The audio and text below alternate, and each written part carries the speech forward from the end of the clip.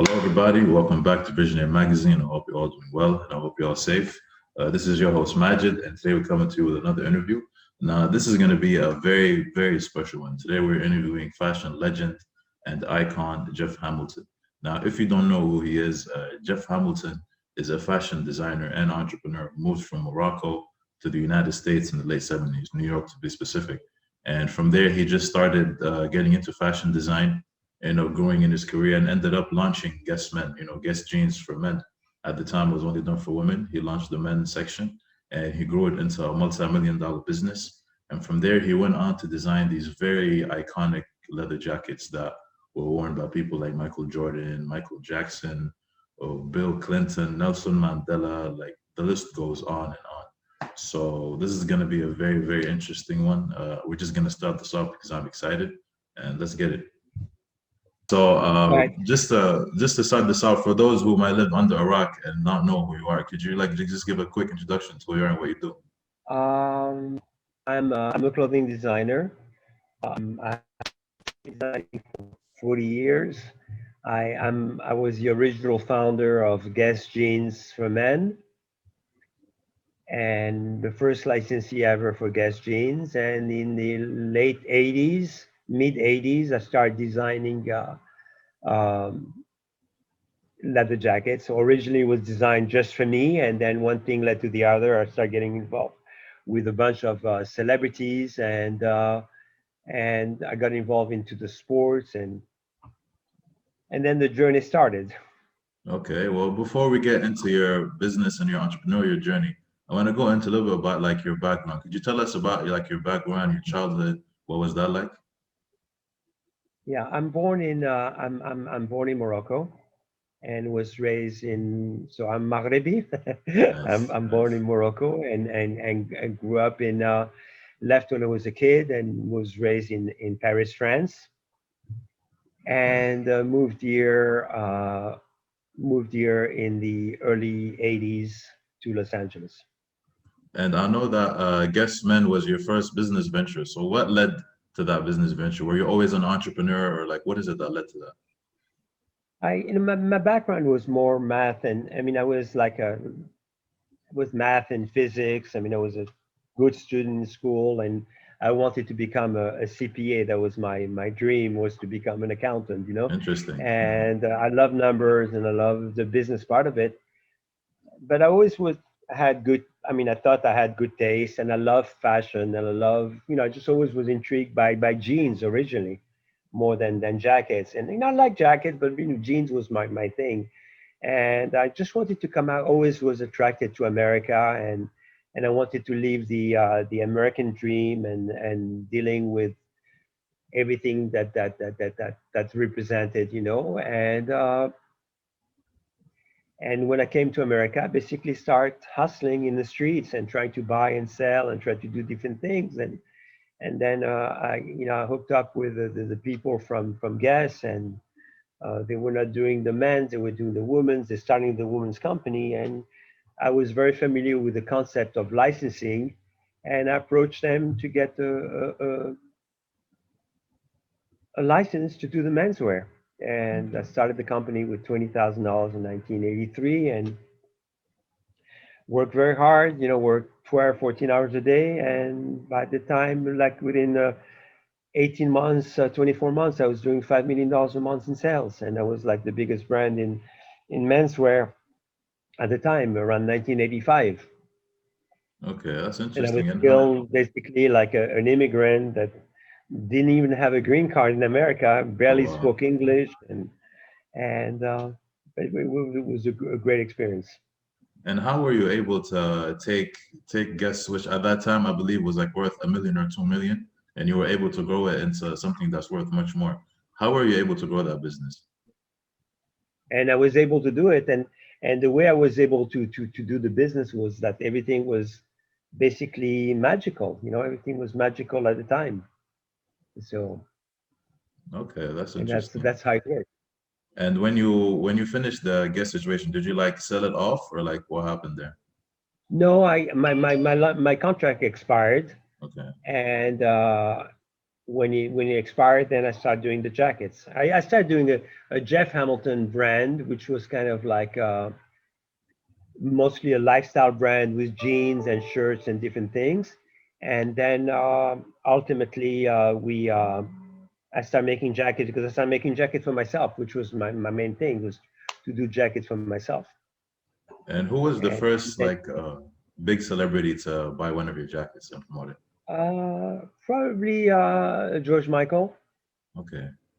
So George Michael started wearing my jacket, totally by accident, because I started making my jackets for myself, and then I start a few stores wanted to display them on display, and then start putting in, and then from then Madonna just put one in her video. I didn't know her then, and she put a jacket on video. Then Michael Jackson. I knew Michael Jackson because I knew his family already. I mean, I used to rent one of my houses to his brother Jermaine, so I Nice. was close to the family. And one thing led to the other. Then it was Michael Jordan, Magic Johnson, Kobe Bryant, this one, that one. So and Okay. everything went. That's how we did it. And one thing I want to ask about is licensing, because it's one thing that you did to grow your brand. I want to ask, how does one go about getting a license from like a big company such as the NBA or the NFL or NASCAR? At the time, everything, like I said, everything was kind of like whether it was my guest days and you're talking about the '80s, everything was magical. The business was not as there was not that much competition, and the way the quality of the product that came up with those kind of ideas with all the handmade, and nobody was doing anything like that, and still nobody still has not been able to knock me off, knock off whatever I was doing. So by doing something like that really just I became more of an attraction to them. They wanted to get me more signed up than me signing them. Because for me, I Okay. didn't care about getting an NBA license or an NFL license, but for them, they felt like there was, and I'm that's only my opinion, that I felt like they wanted they would bring their brand up because they were used to have nothing but a T-shirt and the hoodies and the caps, but they didn't have any high-end product. And very candidly, I didn't think I was going to be successful with it. I thought I was going to be successful by selling maybe the players themselves or the sponsors or the owners, but most of it because I'm such a big sports fan. I felt like I would love to be associated with the NBA. I'd love to be associated with the NFL or baseball, and that's kind of like the whole thing started. Okay. And lo and behold, I started making those jackets, and people start buying it because there is people. I mean, I realized very quickly when people paying $2,000 or $3,000 to go to a game, they didn't mind spending at the time $1,000 or $2,000 to do a jacket, to wear a Yeah. jacket. And that's how we did it. Okay. That's great. And I want to ask, what's your favorite piece that you've ever done, and for who was it? There's a lot of pieces, that I've done over the years. Probably like I think pretty much these jackets probably Okay. was is The like the three most P. the three-peat because it was Michael Jordan and I was right there with him in the locker room. The most iconic ones might be the Kobe Bryant jackets, Yeah. but on a personal level, the jacket I did for the presidents, I did a jacket for President Clinton that was very special. I did some jackets for Muhammad Ali personally, and I used to be a good friend with Muhammad Ali, and I loved him. Him and Mike Tyson, I had really had a personal bond with them. So for me, that was very special for me to do that. I mean, also did a jacket for Nelson Mandela. So for me, to all those iconic moments for me are what made the project. Were they the most complex jackets I've made? No, I've made jackets that were much crazier than that. Mm. Maybe another very proudest moment I had was to design the jacket for the 50 greatest players in the NBA in Okay. 1997. So those things like that are those things that really just make me. And again, at a sound to be a little bit corny, it's not about the money. I mean, I'm in business for money. Let's make it clear. But those moments are moments that are that I build also for my legacy and for me to be part of the culture and to make sure that my mark is there, whether I've designed for some of the rappers and some of the different people or some of the big basketball stars or knowing LeBron when he was 17 years old, when he was still in high school, Wow. I mean, or knowing Shaq when he was still in LSU before he even got drafted. Those Okay. things, I mean, are irreplaceable to me. So, I mean, Definitely. the memories I've had from all those experiences are priceless. Definitely. And one thing I want to ask is, since this is Middle East-based publications, and a lot of our audience is from the Middle East, I want to know, is there any like Middle Eastern celebrity or personality you design for that you could tell us about? I have not done a lot of business with the Middle East, though I think I'm very attracted. I'd love to be part of because I really feel that obviously I have a lot of friends, that I've done like a lot of stuff with this guy, the owner Umar Kamani, who is the Okay. owner of Pretty Little Thing. So I do a lot of custom stuff for him. Uh, I met Amar Diab, and just, Okay. like people like that. I mean, on a personal level, we had lunch and things like that, but we're not done business, and, but obviously this is a market that I would be very interested. I think that Dubai and the United Arab Emirates would be an amazing market for me. As I mentioned, I think to you previously, I did in the United Arab Emirates, I did a big project, which we never actually did. I did a book for him, actually, of a bunch of designs for Okay. Abdullah Al Masoud, Masood. Okay.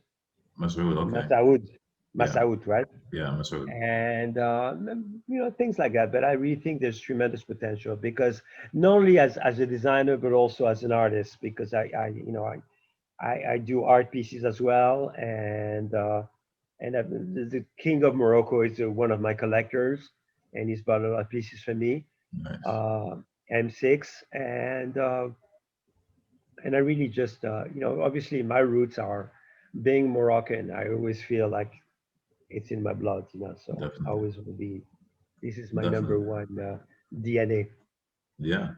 And also another thing is that your jackets, like no matter what it is, anytime you see it, it always kind of stands out. Like you can always tell that's a Jeff Hamilton jacket, which Yeah. in today's world of fast fashion, that's hard to do. So what are some factors you would say that you apply to make your clothes stand out in that way?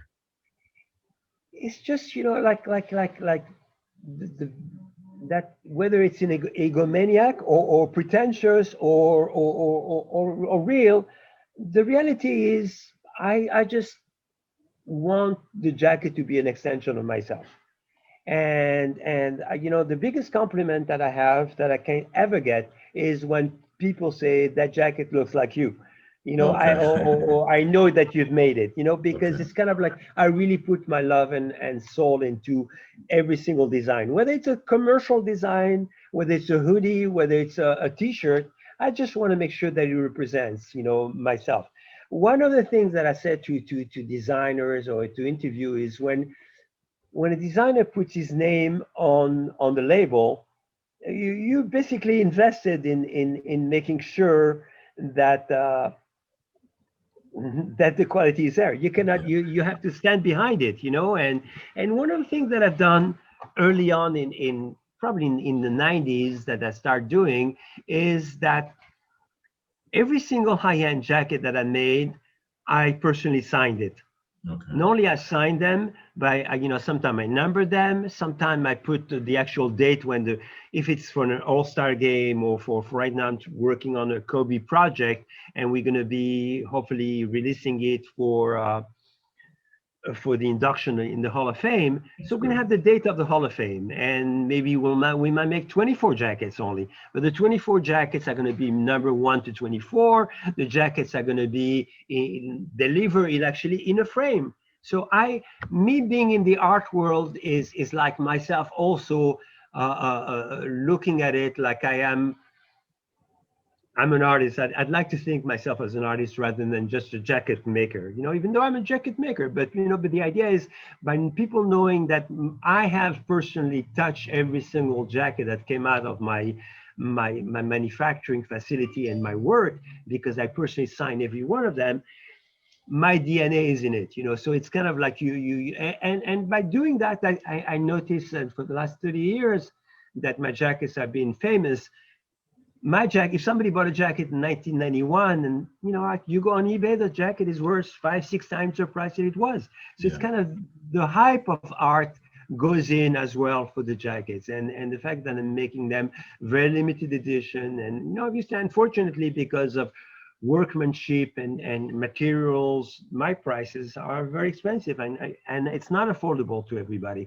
So I'm trying to work out on a couple of other projects that might be a little bit more commercial, you know.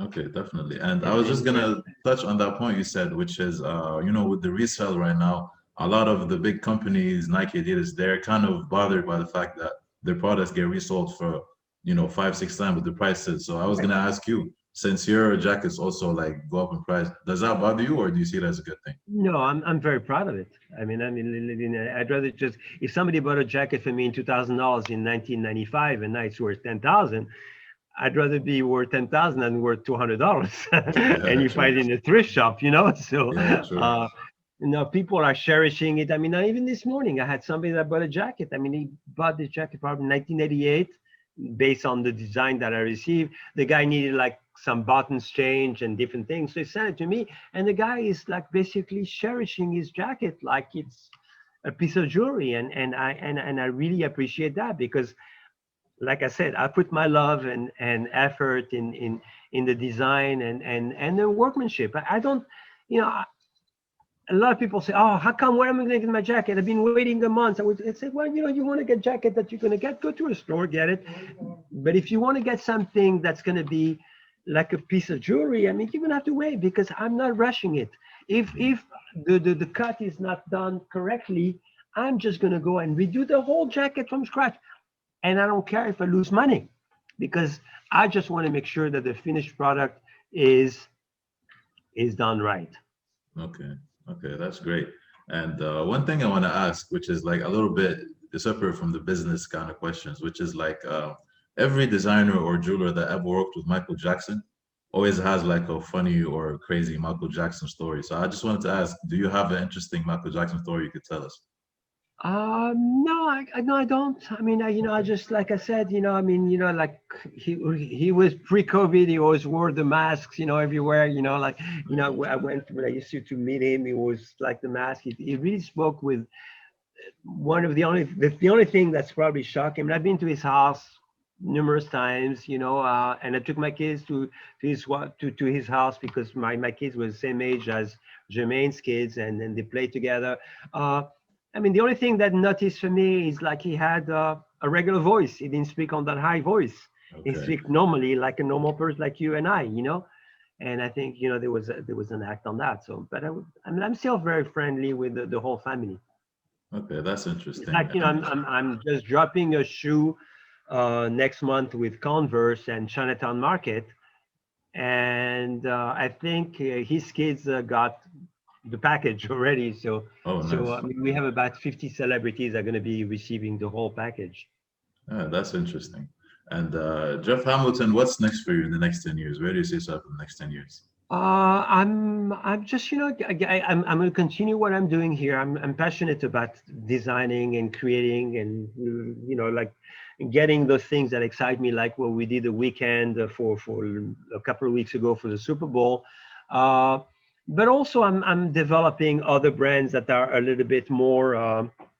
Hold on, hold on, that are a little bit more commercial. Um, so I'm designing like a more lifestyle brand, which is kind of Jeff Hamilton, but also under the label, because like in the hood, people call me Hammy. So I have a Okay. brand called Hammy, which we launching, and I'm trying to make more affordable product to capitalize on the name, and just to make some product more affordable to all the followers that I have. All right, that's great. And we're going to finish this off with one question that we ask everyone that comes on here, which is from the beginning of your journey up until this point, what are the three most important things you've learned?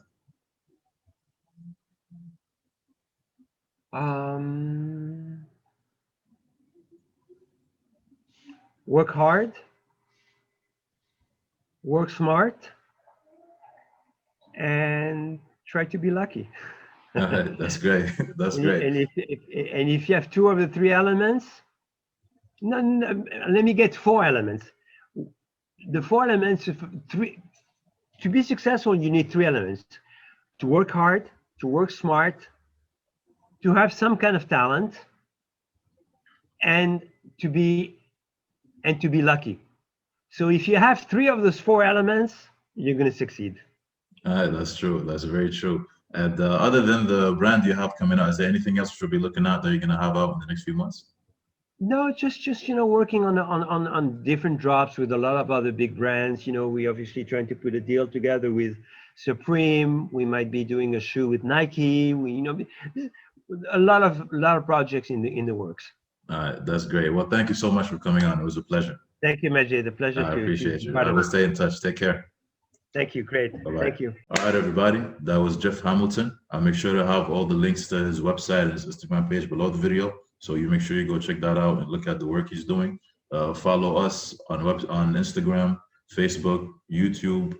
Subscribe to our newsletter for updates on all the interesting stuff we have coming out.